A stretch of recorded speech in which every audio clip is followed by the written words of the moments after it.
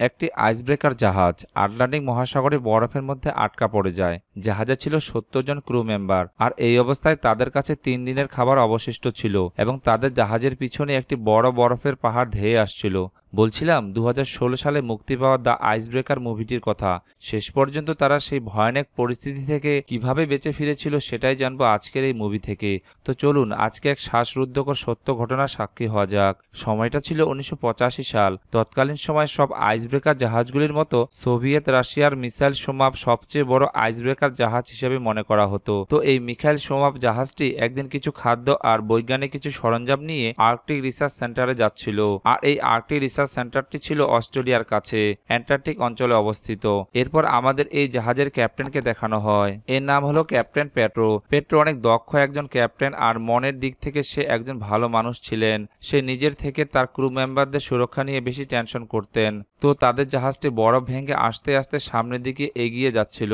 তবে একসময় তারা লক্ষ্য করে তাদের সামনে একটা উঁচু বরফের পাহাড়। আসলে এই বরফের পাহাড়গুলো একরকম ভাবে পানিতে ভেসে থাকতো।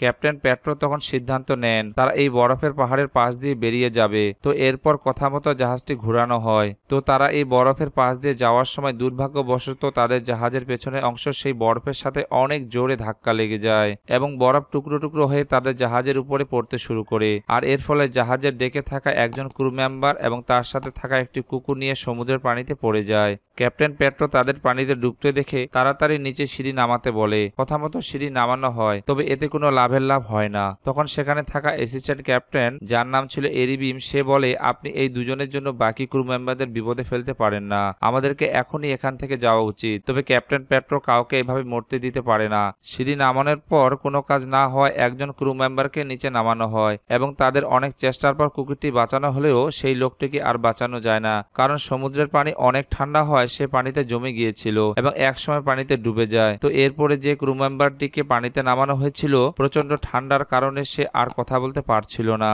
এদিকে সে পাহাড় থেকে বরফের বড় বড় টুকরো জাহাজের উপর পড়ছিল, আর একসময় বরফের আঘাতে জাহাজের রাডার সিস্টেমটিও ভেঙে যায়, যেটা সাহায্যে তারা জানতে পারতো কোথায় কতটুক বরফ আছে। বরফের পাহাড়টি ভেঙে যাওয়ার ফলে তারা সামনের দিকে যেতে পারছিল, তবে দুর্ভাগ্যবশত সেই বরফের একটা বিশাল টুকরা ভাসতে ভাসতে তাদের পিছনে এগিয়ে আসছিল। এদিকে জাহাজের অ্যাসিস্ট্যান্ট ক্যাপ্টেন এরিবিমের মনে হচ্ছিল ক্যাপ্টেন পেট্রোর ভুল সিদ্ধান্তের কারণে তাদের আজকের এই অবস্থা হয়েছে। তাই সে একজন ক্রু মেম্বারের মৃত্যু, জাহাজের পেছনে সাইজে বরফের আঘাত এবং রাডার সিস্টেম ভেঙে যাওয়া সব তথ্য মস্কোর মন্ত্রণালয়ে পাঠিয়ে দেয়। তবে এই বিষয়টি বাকি ক্রু মেম্বারদের একদম পছন্দ হয় না, কারণ তারা সবাই জানতো ক্যাপ্টেন পেট্রো অনেক ভালো মানুষ এবং সে কখনো কারো ক্ষতি চায় না। তো মস্কোতে এসব জানার পরে ক্যাপ্টেন পেট্রোকে সাসপেন্ড করা হয় এবং যতক্ষণ না নতুন ক্যাপ্টেন আসবে ততক্ষণ পর্যন্ত অ্যাসিস্ট্যান্ট ক্যাপ্টেন এরিবিমকে জাহাজের সমস্ত দায়িত্ব দেওয়া হয়। এদিকে মস্কোর মন্ত্রণালয় থেকে নতুন ক্যাপ্টেন হেলিকপ্টারে করে পাঠানো হয়। এর নাম হলো ক্যাপ্টেন সেভজেনকো। ক্যাপ্টেন সেভজেনকো যে হেলিকপ্টার করে পাঠানো হয়েছিল ওই একই হেলিকপ্টার করে ক্যাপ্টেন পেট্রোকে মস্কোর আদালতে নিয়ে আসার কথা ছিল। তবে সমুদ্রের অনেক বাতাসের কারণে হেলিকপ্টার ইঞ্জিন গরম হয়ে যায়। যেমন তেমন করে হেলিকপ্টার ল্যান্ড করার পর হঠাৎ করে হেলিকপ্টারে আগুন লেগে যায়। এটা দেখে ক্যাপ্টেন পেট্রো আর ক্রু মেম্বাররা সবাই মিলে নতুন ক্যাপ্টেন আর পাইলটের জীবন বাঁচায়। তো এই সব কিছুর পর নতুন ক্যাপ্টেন সেভজেনকো পেট্রোকে ধন্যবাদ না দিয়ে উল্টো বলে, মস্কোর আদালত তোমার জন্য অপেক্ষা করছে। ক্যাপ্টেন সেভজেনকো উপকারীর উপকার স্বীকার করে না। হেলিকপ্টারে আগুন লাগার ফলে পেট্রোকে নিয়ে মস্কোতে যাওয়া কোনোভাবেই সম্ভব হয় না। এই জন্য সে আবারও জাহাজে থেকে যায়। তো নতুন ক্যাপ্টেন সেভজেনকো অনেক স্ট্রিক্ট ছিল। সে এসে সবার প্রথমে কন্ট্রোল রুমে চলে আসে। সেখানে এসে দেখে একজন ক্রু মেম্বার তার কিউ পাজলের সাথে বসে ডিউটি করছে। এটা দেখে ওই ক্রু মেম্বারকে অনেক বকাবকি করে আর কিউ পাজলটি নিয়ে সমুদ্রের পানিতে ছুঁড়ে ফেলে দেয়। আর সময়ের সাথে সাথে জাহাজটি সেখানে বরফে একদম বাজে ভাবে ফেসে যায়। এদিকে আমরা পেট্রোর ওয়াইফকে দেখতে পাই। সে পেশায় ছিল একজন জার্নালিস্ট। কিছুদিন ধরে সে ভাবছিল ক্যাপ্টেন পেট্রোকে সে ডিভোর্স দিবে। তবে তাদের এই বরফে ফেসে যাওয়ার ঘটনা নিয়ে তিনি অনেক ডিপার্টমেন্টে ছুটাছুটি করছেন, যাতে দ্রুত তাদের উদ্ধার করার জন্য রেস্কিউ টিম পাঠানো হয়। এখন আমরা দেখি জাহাজের সব ক্রু মেম্বার মিলে একটা মিটিং করছে, আর এই অবস্থা থেকে কিভাবে বেঁচে ফেরা যায় সেই বিষয়ে সবাই কথা বলছিল। মিটিংটা ক্যাপ্টেন পেট্রো তত্ত্বাবধানে হচ্ছিল।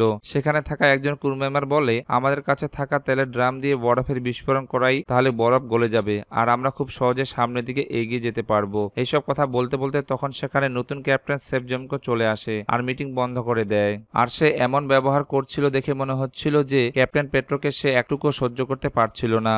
সেজন্য তেলের ড্রাম দিয়ে বিস্ফোরণ করার কথা একদম বাতিল করে দেয়। যদিও এই আইডিয়াটা ক্যাপ্টেন পেট্রোর পছন্দ হয়েছিল না, ক্যাপ্টেন সেভজনকো বলে কিছুদিন পর আমাদের এই তেলের অনেক প্রয়োজন হবে, তাই এখন কোনোভাবেই নষ্ট করা যাবে না। এরপর ক্যাপ্টেন সেভজনকো এমার্জেন্সি রুমে চলে আসে আর ঘোষণা করে দেয় এখন থেকে সবাইকে বিদ্যুৎ ব্যবহার কমাতে হবে, আর কোনো কিছু অপচয় করা যাবে না এবং সবাইকে নিজের দায়িত্ব যথাযথভাবে পালন করতে হবে। এভাবে যেতে যেতে সমুদ্রের ধারে তারা 70 দিন কাটিয়ে দেয়। তবে ক্যাপ্টেন পেট্রো চেষ্টা করে যাচ্ছে যেভাবেই হোক এই অবস্থা থেকে বেঁচে ফিরতে হবে। এমনই একদিন ক্যাপ্টেন পেট্রো সিদ্ধান্ত নেয় সে কাউকে না বলে লুকিয়ে জাহাজের বাইরে যাবে। এরপর সে লুকিয়ে তার ফায়ার গান নিয়ে জাহাজের বাইরে চলে যাচ্ছিল, কিন্তু তখন সেখানে হেলিকপ্টারের পাইলট তাকে দেখে ফেলে আর পাইলট বলে তুমি যাও, আমি কাউকে বলবো না। এরপর ক্যাপ্টেন পেট্রো জাহাজের বাইরে এসে ক্যাপ্টেন সেভজনকোর ফেলে দেওয়া সেই কিউব পাজলটি দেখতে পায়। বুঝতে পারে এই কিউব পাজলটি অনেক আগেই পেছনে ফেলে দেওয়া হয়েছিল আর যেই পথ দিয়ে তারা অনেক আগেই অতিক্রম করে এসেছে। এরপর সেই কিউব পাজলটি নিয়ে আরো একটু এগিয়ে যাচ্ছিল, হঠাৎ সে বরফ ভেঙে নিচে পড়ে যায় আর নিচে ছিল একটি পেনগুইন। ক্যাপ্টেন পেট্রো ভয়ে সেখানে ফায়ার গান চালায় আর জাহাজের উপর থেকে হেলিকপ্টারের পাইলট দেখতে পায়। সে বুঝতে পারে ক্যাপ্টেন পেট্রো কোনো বিপদে পড়েছে। এরপর সেই পাইলট জাহাজের সব ক্রু মেম্বারদের নিয়ে ক্যাপ্টেন পেট্রোকে উদ্ধার করে আর জাহাজের ডাক্তারের কাছে নিয়ে আসা হয়। ডাক্তার অনেক চেষ্টা করে ট্রিটমেন্ট করার পর ক্যাপ্টেন পেট্রোকে সুস্থ করে তোলে। এরপর ক্যাপ্টেন সেভজনকো এসে পেট্রোকে অনেক বকাবকি করে কাউকে না বলে এমন সিদ্ধান্ত নেয়ার জন্য। তবে ক্যাপ্টেন পেট্রো খালি হাতে আসেনি। সে বলে আমাদের জাহাজের পেছনে একটা বড় বরফের টুকরো খুব দ্রুত গতিতে এগিয়ে আসছে, আমরা যদি তাড়াতাড়ি সাহায্য না পাই তবে আমরা সবাই ঠান্ডা এখানে মারা যাব। তবে ক্যাপ্টেন সেভজনকো তার কথা বিশ্বাস করছিল না। তখন ক্যাপ্টেন পেট্রো ছুঁড়ে ফেলা সেই কিউ পাজলটি ক্যাপ্টেন সেভজনকোকে দেখায়, যেটা অনেক দূরে ফেলে দেওয়া হয়েছিল, তবে সেটা এখন জাহাজের কাছে চলে এসেছে। এটা দেখে ক্যাপ্টেন সেভজনকো পেট্রোর অভিজ্ঞতা সম্পর্কে বুঝতে পারে আর এর সাথে তাদের পেছনে ধেয়ে আসা বিপদ সংকেতটিও বুঝতে পারে। এদিকে সময়ের সাথে সাথে জাহাজের উপরে আর আশেপাশে বরফ জমছিল আর সেই বরফ উঁচু হতে হতে প্রায় 1 থেকে 1.5 মিটার উঁচু হয়ে গিয়েছিল এবং একদিন সকালে সেই বরফের টুকরোগুলো অনেক জোরে জোরে জাহাজের উপর পড়ছিল এবং সেই সাথে জাহাজের পিছনে অংশ ফুটো হয়ে যায় আর অনেক পরিমাণে পানি তাদের জাহাজের মধ্যে ঢুকে পড়ে। এর ফলে জাহাজে থাকা সব খাদ্য পানি নষ্ট হয়ে যায়। এরপর সব ক্রু মেম্বাররা মিলে জাহাজের সেই অংশটা কোনো রকমে সারিয়ে ফেলে। তো জাহাজে অনেক পানি ঢুকে যাওয়ার ফলে খাদ্য এবং পান করা পানি নষ্ট হয়ে গিয়েছিল। তো এইসবের ফলে জাহাজের সবাই অনেক ভয় পেয়ে গিয়েছিল, কারণ এখন তাদের কাছে শুধুমাত্র 3 দিনের খাবার ছিল আর এইটুকু খাবার পানি দিয়ে তাদের এই সমুদ্রের মধ্যে বেঁচে থাকার কোনোভাবেই সম্ভব ছিল না। এ সময় অ্যাসিস্ট্যান্ট ক্যাপ্টেন এরিবিম কিছু উস্কানিমূলক কথা বলা শুরু করে। ওই যে একজন ক্রু মেম্বার বলেছিল যদি তেলের ড্রাম দিয়ে বিস্ফোরণ করা হয় তাহলে হয়তো সামনের রাস্তা তৈরি হয়ে যাবে। অ্যাসিস্ট্যান্ট ক্যাপ্টেন এরিবিম সবাইকে রাগিয়ে তোলে ক্যাপ্টেন সেভজনকোর বিরুদ্ধে।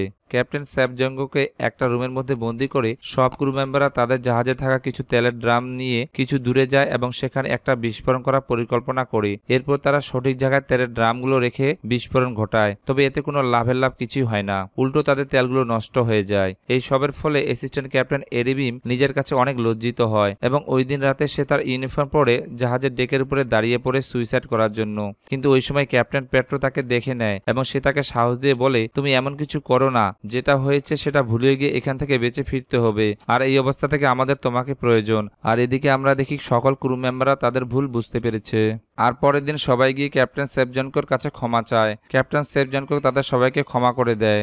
এই অবস্থায় হঠাৎ একজন ক্রু মেম্বার এসে বলে বাইরে বড় একটা বরফের পাহাড় আমাদের দিকে অনেক জোরে ধেয়ে আসছে, যেটা আগের থেকে অনেক বড় আকার ধারণ করেছে। এটা শুনে তারা সবাই বাইরে এসে দেখে আসলে অনেক বড় একটা বরফের পাহাড় তাদের দিকে এগিয়ে আসছে। এর সাথে তারা মাঝখানে বড় একটা ফাটল দেখতে পায়। এটা দেখে ক্যাপ্টেন পেট্রো বলে আমরা এই ফাটলের মধ্য দিয়ে সামনের দিকে এগিয়ে যেতে পারি। তখন বাকি ক্রু মেম্বাররা বলে এটা করা মানে মৃত্যুর দিকে এগিয়ে যাওয়া। পেট্রো বলে এখানে না খেয়ে মরার চেয়ে জীবনের রিস্ক নিয়ে বেঁচে ফেরা অনেক ভালো। একথায় ক্যাপ্টেন সেভজনকো রাজি হয়ে যায়, কারণ সে ক্যাপ্টেন পেট্রোর অভিজ্ঞতা সম্পর্কে অলরেডি ধারণা পেয়ে গিয়েছে। তখন সে ক্যাপ্টেন পেট্রোকে বলে আমি হেলিকপ্টার করে বরফের পাহাড়ের উপরে যাব, লোকেশন আর জাহাজের মুভিং সাইডের আপডেট দিতে থাকবো কন্ট্রোল রুমে। তখন ক্যাপ্টেন সেভজনকোকে বলে এই দায়িত্বটা আমি নিব আর তুমি পুরো জাহাজের দায়িত্বটা নিবা, কারণ তুমি অনেক আগে থেকে এই জাহাজের ক্যাপ্টেন আর আমার থেকে তুমি সবকিছু ভালো বুঝবা। এরপর তারা তাদের পরিকল্পনা মতো কাজ শুরু করে দেয়। ক্যাপ্টেন সেভজনকো হেলিকপ্টারে করে সেই বরফের পাহাড়ের উপরে চলে যায় এবং বাকি ক্রু মেম্বাররা নিজেদের দায়িত্ব মনোযোগ দিয়ে পালন করতে থাকে। ক্যাপ্টেন পেট্রো অ্যাসিস্ট্যান্ট ক্যাপ্টেন এরিবিমকে একটা কাজে লাগিয়ে দেয়। তো সেখানে থাকা একজন ক্রু মেম্বার জাহাজের ডেকের উপরে দাঁড়িয়ে সমস্ত নির্দেশনা দিচ্ছিল, কারণ তাদের জাহাজের রাডার সিস্টেম অলরেডি নষ্ট হয়ে গিয়েছে। যদিও এই কাজটি অনেক রিস্কের ছিল, তারপরে সেই ক্রু মেম্বার নিজের জীবন বাঁচিয়ে রেখে তার দায়িত্ব পালন করে চলেছিল। এরপর ক্যাপ্টেন সেভজনকোর বলার নির্দেশে তারা তারা বহু কষ্টে সেই বরফের পাহাড় ভেঙে তাদের জাহাজটির সামনে যেতে পারে। এতে সবাই অনেক খুশি হয়, কিন্তু এইদিকে সমুদ্রে অনেক বাতাসের কারণে ক্যাপ্টেন সেফজনকোর হেলিকপ্টার দুলতে শুরু করে এবং দুলতে দুলতে একসময় বরফের পাহাড়ের সাথে ধাক্কা খেয়ে সমুদ্রের পানিতে পড়ে যায়। ক্যাপ্টেন সেফজনকো এবং হেলিকপ্টারের পাইলট এই ঠান্ডা পানিতে ডুবে যাচ্ছিল। এটা দেখে ক্যাপ্টেন পেট্রো তাদের জাহাজটিকে পেছনের দিকে নিয়ে যাচ্ছিল। সকল ক্রু মেম্বারকে বলে যেভাবে হোক সেফজনকো আর পাইলটকে তাদের বাঁচাতে হবে। তবে সব ক্রু মেম্বাররা জাহাজ পেছনে নিতে নিষেধ করে, কারণ আগের বার ঠিক এরকম করার জন্য তাকে সাসপেন্ড করা হয়েছিল আর সাথে জাহাজের অনেক ক্ষতিও হয়েছিল। এদিকে ক্যাপ্টেন সেফজনকো আর পাইলট পানিতে ডুবে যাচ্ছিল। তখন ক্যাপ্টেন পেট্রো দ্রুত তাদের জাহাজটিকে পিছনে নিয়ে আসে এবং সব ক্রু মেম্বাররা মিলে ক্যাপ্টেন সেফজনকো এবং পাইলটকে বাঁচিয়ে নেয়। এরপর তারা সেখান থেকে তাদের জাহাজটি নিয়ে সামনের দিকে এগিয়ে যায়। এভাবে কয়েকদিন যাওয়ার পর ক্যাপ্টেন পেট্রোর ওয়াইফ একটা আইস ব্রেকার জাহাজে তেল নিয়ে এবং রেস্কিউ টিম নিয়ে চলে আসে। এরপর তারা তাদের জাহাজে পেট্রোল লোড করে তারপর সেখান থেকে নিজেদের গন্তব্যে ফিরে যায়। আর এভাবে 133 দিন পর তারা সেই ভয়াবহ আটলান্টিক মহাসাগর থেকে বেঁচে ফিরেছিল। এরপর আমরা দেখি সব খবরের কাগজে মিখাইল শোমাভ জাহাজের ক্রু মেম্বারদের ছবি ছাপানো হয়েছে যে কিভাবে তারা 133 দিন পর বেঁচে ফিরেছে। আর এই সবকিছু খবরের কাগজে দিয়েছিল পেট্রোর ওয়াইফ। আর এখানে এই মুভিটা শেষ হয়ে যায়। তো মুভি লাভার্স, মুভিটা আপনাদের কেমন লাগলো? যদি ভিডিওটি ভালো লেগে থাকে অবশ্যই আমার চ্যানেলটি সাবস্ক্রাইব করবেন। দেখা হচ্ছে নেক্সট ভিডিওতে। Till then, take care all.